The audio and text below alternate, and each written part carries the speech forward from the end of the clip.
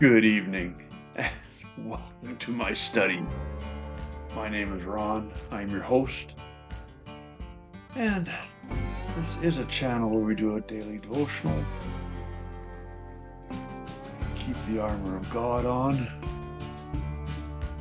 and if you keep the armor of God on, then like in Isaiah 40 verse 31, you will renew your strength. You will rise up with wings like eagles. You will run and not be weary. You will walk and not faint. Amen. And that's what we do here. We keep the armor of God on. We stay in His Word. And that is crucially important to the armor of God. And we are in Job. We're going to cover chapter 28 tonight. We were finished off in 11 last night. And from chapter 11 to chapter 28 is all of the discussions that Job is having with his friends. Remember where his friends are all telling him guilty of something if he's being punished the way he is. But before we get into that, chapter 20, I want to go back to chapter 3, something I missed. In Job's first speech, he unleashes all of his anger.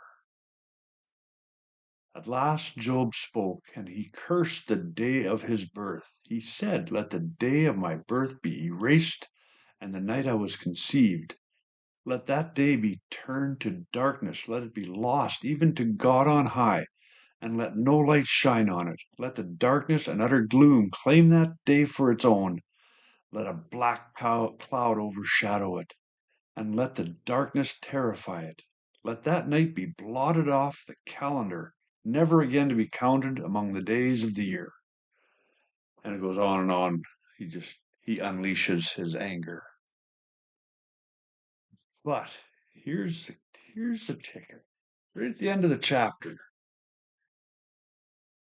what I always feared has happened to me. What I dreaded has come true. In 1 Timothy, God tells us that He didn't give us a spirit of fear, but of sound mind.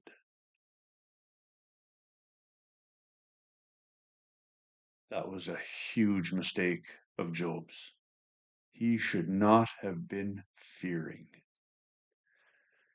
Think about that for a little bit. Let's get into chapter 28. And here Job is speaking of wisdom and understanding. I think he's calmed down a little bit now after these number of chapters. People know where to mine silver and how to refine gold. They know how to shine light in the darkness. They sink a mine shaft into the earth. They descend on ropes, swinging back and forth. People know how to tear apart flinty rocks and overturn the roots of mountains.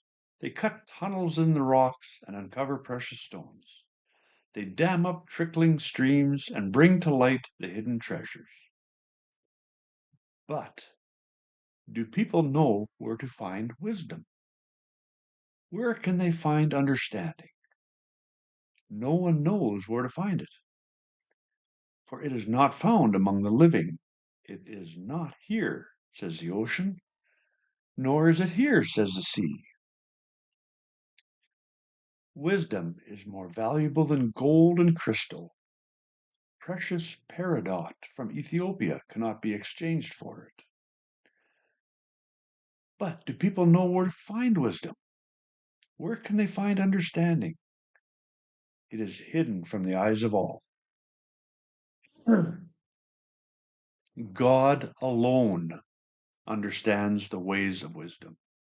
He knows where it can be found, for he looks throughout the whole earth and sees everything under the heavens. He decided how hard the winds should blow and how much rain should fall. He made the laws for the rain and laid out a path for the lightning. Then he saw wisdom and evaluated it. He set it in place and examined it thoroughly. And this is what he says to all humanity: the fear of the Lord is true wisdom. To forsake evil is real understanding.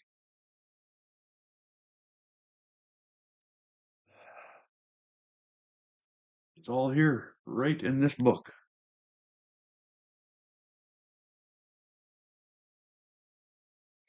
Psalm 119, verse 11.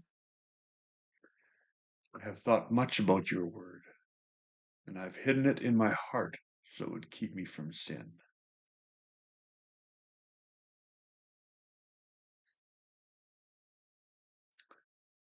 That is something to meditate on, y'all.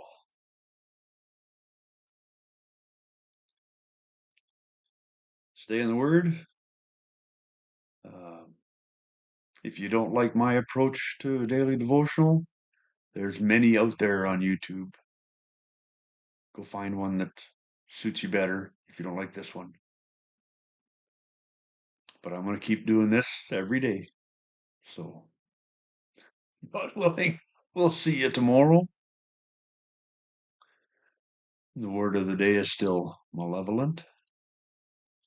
Take care. Good night.